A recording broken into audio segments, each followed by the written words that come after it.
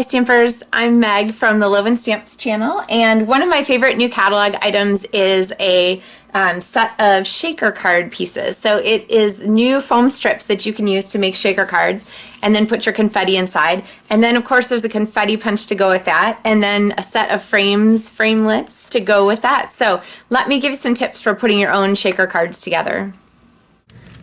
So from your packet you're going to want the project kit that has the frame inside it. So this is what you're going to pull out first. And there are a ton of little pieces in here. So you can either pull them all out and make sure you keep track of them, or you could just leave them in the bag until you need them. I am probably going to go ahead and leave some of those pieces in there so that I find them when I need them.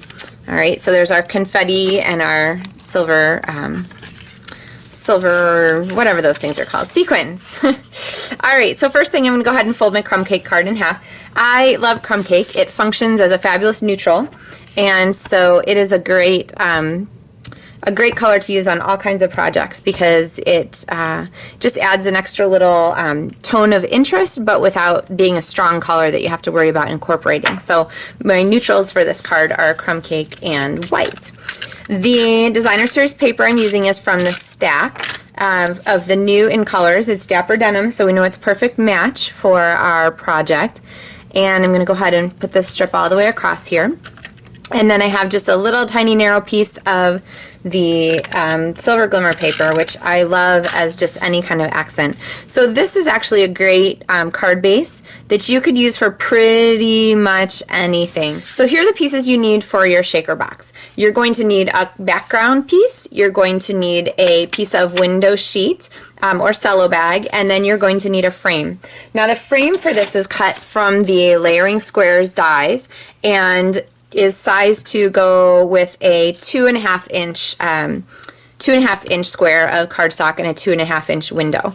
I love these layering squares because they are just a really fabulous way to do your shaker box toppers so that they look pretty, because you have the squares and then also the scallops, and they go back and forth so they match, so you get these cool layered shapes, which is why they're called layering squares. And if you consider how much if you consider how much that number of punches would cost, really the framelits are an amazing value. So plus, can you imagine storing that? Like, I think there's 18 or 19 dies in there. That's a lot of punches to store. Okay, so I'm inking my frame upside down and laying this on top, and then just grab an extra black that you happen to have handy and go ahead and press that down on the top. That way you know you get a nice firm tapping, a nice firm image pressed down on your cardstock. Alright, the next thing we're going to do is go ahead and stamp on the inside because we need our greeting. So I have our friendship as a work of art. I'm going to stamp that there. And then I'm going to add some swirls. Now, on our last video I showed you that you can use your same ink color for same ink pad for lots of different colors. Sometimes you want to use your ink pad for a background though, and this Dapper Denim is way too strong for a foreground color. So I'm going to go ahead and stamp off 1, 2, and then the third time I'm going to go ahead and put it on here. And then I'm going to go ahead and clean this baby off and do the same thing with my Emerald Envy, so I get my other color in here. So I'm going to stamp off and then add, same thing, 1, 2, a third color there. Okay, so now we have our friendship is a work of art in our lighter but matching tones. Don't worry too much if you don't get this exactly in the middle, because you are going to have a chance to work on your centering when you go ahead and put the pieces together here. Alright, so we're going to set the background aside for 1 second, and we're going to use our window sheet and our frame. And I'm going to just put a little snail on the back side of the frame. And go ahead, and I like to leave this down and then bring my window sheet down on top of it so I can see that I'm kind of getting it mostly aligned. Okay, press that into the adhesive. So there is the topper of our box. I'm going to just pull away the extra snail that's there. And then this is going to be our base. So on the flip side of our topper, I am now going to use, from my kit, this set of strips that come. These strips actually come in a big long package like this. And they are the foam adhesive strips that are in the new catalog. So they're wonderful. You get a lot in a package. At first I thought, oh, that's not very many, but there's a ton. You can actually bend them. So if you have like a circle-shaped shaker card, you can tweak these to go around the edge of your circle. But for this project, it's a nice easy square. So I'm just going to go ahead and center my strips kind of in the middle on each side of my square. So let me get all 4 of these done. All right, and then let me show you a trick. Sometimes your confetti can get caught up against a little sticky edge that's showing there. So one of the things you can do is just take your embossing buddy and run just right around the edge there to kind of take up, it leaves a little powder behind so that it will sort of take up all those sticky spots, cover them up so that your confetti doesn't stick to it. You might need to tap the extra powder out of the middle so you're not all powdery there.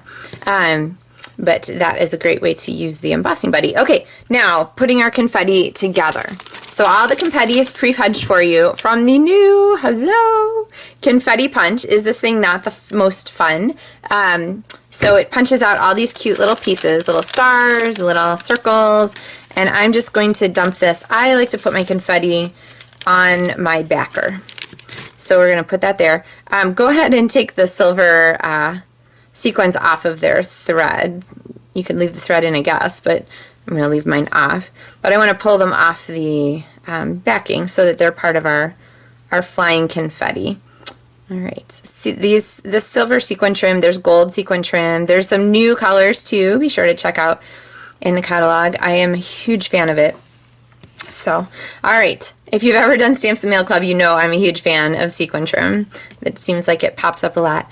So once you've got your pieces piled there, go ahead and peel the backing strips off. So remember, we did frame, window sheet, and then put the strips on. And then we're going to bring this down on our back here. And the reason I like to do this is because then I can see from the front whether I'm getting my lined up pieces in the middle. Now, if you find that your white is sticking out a little bit on the side from the front, you can just go ahead and take some scissors and trim that. But I did a pretty good job of getting it right on there. All right, and see, there's our confetti. See how cute it is? I love this. All right, then the last thing we need to do is put this on our card. Now, you don't want to press this, so snail doesn't always stick without being pushed down.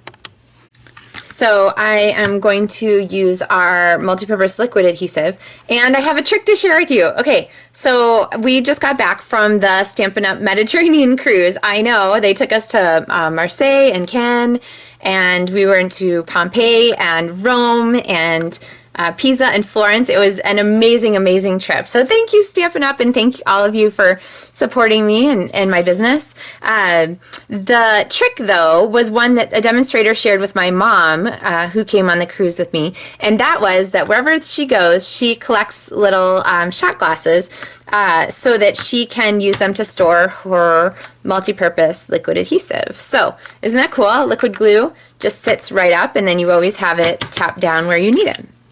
All right, so see the amazing things you can learn. Not only was it a great trip, but we got some cool tips too. It's just so much fun to see all my demonstrator friends from other countries and from all around the U.S. So, all right, so the green lid glue or liquid glue is my favorite for going ahead and sticking this down because I know it's going to be a nice tight bond. And there is our finished shaker card with all that fun confetti inside it. I didn't tell you this, but the confetti that I actually punched from vellum because I didn't want it to cover up our words too much, and so vellum has that nice translucent effect where it's not blocking the stamp part, but you can still get sort of that cool effect from it. So anyway, hope you're enjoying Stamps in the Mail Club this month.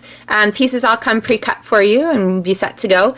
And if you haven't ordered your Stamps in the Mail Club project kit yet for June, go ahead and visit my website. It's not too late, and I'd be happy to get one out to you. It also includes a free copy of the new catalog if you don't already have one. So make sure you request that catalog with your kit if you are requesting your projects. So happy stamping. Thanks for watching.